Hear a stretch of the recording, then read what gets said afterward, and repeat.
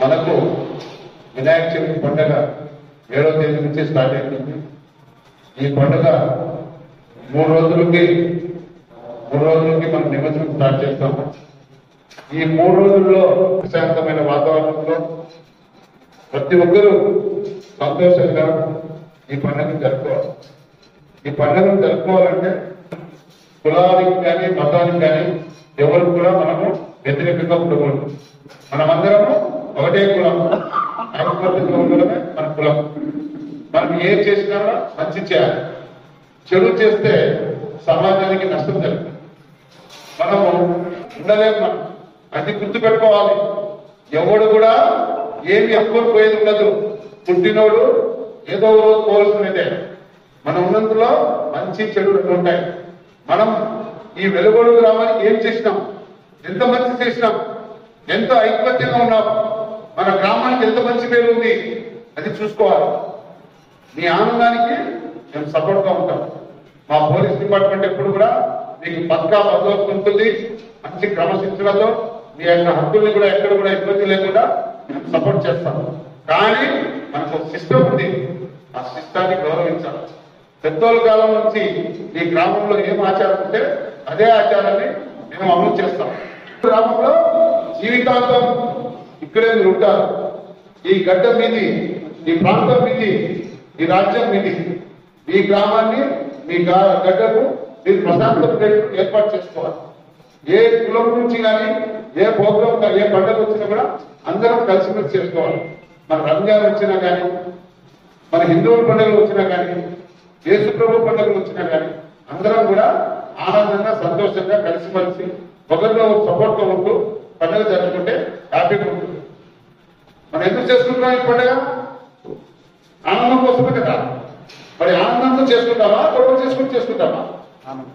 మరి మన ఇంట్లో చక్కగా మంచి పూజ చేసుకొని, మంచి వంటలన్నీ తయారు చేసుకొని తినడానికి భార్య భర్తలు కొట్టుకుంటే ఎట్లుంటుంది? భార్య భర్తలు కొట్టుకుంటే అన్నం తినడానికి. ఇది కూడా అంతే. గ్రామంలో మనం చేసే కార్యక్రమం అంతా చాలా ప్రశాంతంగా, శాంతియుతంగా, ప్రజలు ఎవరికి ఇబ్బంది కలగకుండా, ఎవరి మనోభావాలను దెబ్బతినకుండా చూసుకోవాల్సిన బాధ్యత ప్రతి పౌరుడికి ఉంది. పోలీసు ఒకరికే కాదు. ఇది నేను మీ పబ్లిక్ సభ్యులతో మేము జీతాలు తీసుకుంటున్నాం. కానీ మేము పబ్లిక్ సర్వెంట్ గా బాధ్యత తీసుకుంటాం. కానీ మీరు ఒక పౌరుడుగా మీకు కూడా బాధ్యత తీసుకుంటాం. మనం స్వాతంత్రం ఎందుకు కోరుకున్నాం? మనం ప్రశాంతంగా, ఇండిపెండెంట్ గా, ఐకమత్యంగా ఉండాలనే కదా. మరి మన మేధావులు ఎందుకు అంత కష్టపడి మన కోసం అంత త్యాగాలు చేసి స్వాతంత్రం తెచ్చిచ్చినారు. మనం ఇన్ని చిల్లర పనులు చేసుకునేదాక అది కరెక్ట్ కాదు కదా. గడిచిన రోజులు మనకు అవుతుంది. పాస్ ఇప్పటి నుంచి ఏదైనా కూడా కొన్ని పనికిరాని సోషల్ మీడియాలో ఉంటున్నాం. దాంట్లో నేను కొన్ని ప్రచారాలు జరుగుతుంటాయి. దయచేసి దాన్ని నమ్మకండి. ఎందుకు చెప్తున్నానంటే లేని ఏదో ఎవరు తోచింది వాళ్ళు రాస్తా ఉంటారు. దానివల్ల ఏది ఆలోచన చేయకుండా తొందరపడి లేకపోతే సమస్యలు సృష్టిస్తే తర్వాత నష్టపోయేది మనమే. మన ఊరికి ఏదో చెడు జరిగితే మనకే కదా నష్టం అది. కాబట్టి తొందరపడకుండా నిదానంగా ఆలోచన చేసి ప్రశాంతంగా మీ పండుగను మీరు హ్యాపీగా చేసుకోండి. మేమందరం మీకు అందరికి సపోర్ట్ ఉంటాము. మీకు అందరికీ మంచి ఆనందపరుస్తాము. ఎవరికి ఇబ్బంది లేకుండా జాగ్రత్త చూస్తాము. విగ్రహాలు పెట్టేటప్పుడు దయచేసి కొంచెం మీరు పాతకాలంలో మీకు అందరూ తెలిసిందే. మీ రూల్స్ రెగ్యులేషన్ మీకు అన్ని తెలుసు.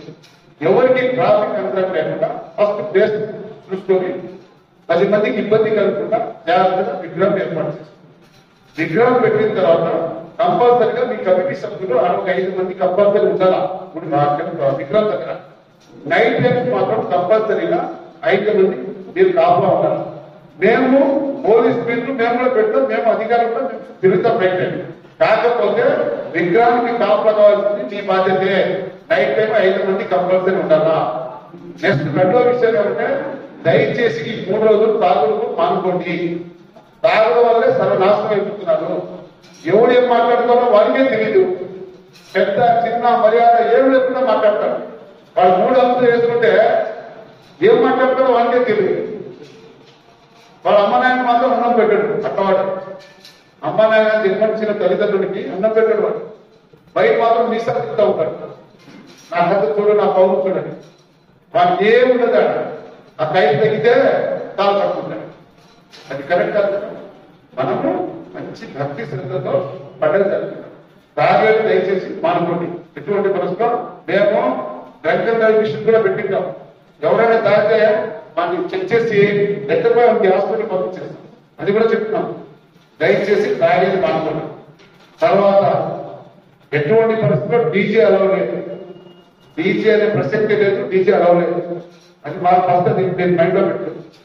మీరు ఏదైనా చిన్న పిల్లలు, స్కూల్ పిల్లలు ఉంటారు కదా, స్కూల్ పిల్లలు ఉంటారు, చిన్న చిన్న పిల్లలతో మంచి భక్తి పాటలతో ఏదైనా ప్రోగ్రామ్ ఏర్పాటు చేసుకున్నా మేము సపోర్ట్ చేస్తాం. మీకు అభ్యంతరం పెట్టాం. డ్రమ్స్ పెట్టుకోండి. నేనే చెప్తున్నా. ఎందుకంటే డ్రమ్స్ అనేది ప్రతి ఒక్క దీనికి ఆనందం కోసం ఉండాలా. డ్రమ్స్ పెట్టుకోండి. కానీ మనకు గ్రామంలో కొన్ని పద్ధతులు ఉన్నాయి. మన మసీదు వచ్చేటప్పుడు జాగ్రత్తగా ఉండాలనేది అది మీ పెద్దలందరూ తెలుసు. ఆ మార్కింగ్ అందరూ పెద్ద అడిగినారు. ఆ మార్కింగ్ పాయింట్ కూడా మా సిఐ గారు, ఎస్ఐ గారు వచ్చి మీ సైడ్ 15 నుంచి ఆ వాళ్ళ సైడ్ 15 నుంచి కూర్చొని మీ సలహా తీసుకోవాలి. మీరు ఏం చెప్తారో దానికి కట్టుబడి మేము చేస్తాము. ఆ పాయింట్ అన్ని కూడా మీకు రేపు ఐడెంటిఫై చేసి చెప్తాం. దాని ప్రకారం మేము ఏర్పాటు చేస్తాం. నెక్స్ట్ నిమజ్జనం రోజు మాత్రం మేము చెప్పే టైంకి మీరు దయచేసి విగ్రహాలను బయటకు వెళ్ళాం. ఆ టైంకి కూడా మీకు ముందే చెప్పి అనౌన్స్ చేస్తాం. దాని ప్రకారం మీరు నిమజ్జనం తొందరగా జరుపుకుంటే మనకు లైట్ ఫెయిల్ అయ్యే లోపల చేసుకుంటే ఏ ప్రాబ్లం ఉండదు. అది మైండ్ లో పెట్టుకోవాలి. రెండోది, అనవసరమైన మాటలు మాట్లాడకూడదు. కొన్ని విధుల్లో పక్క పక్కన మనకు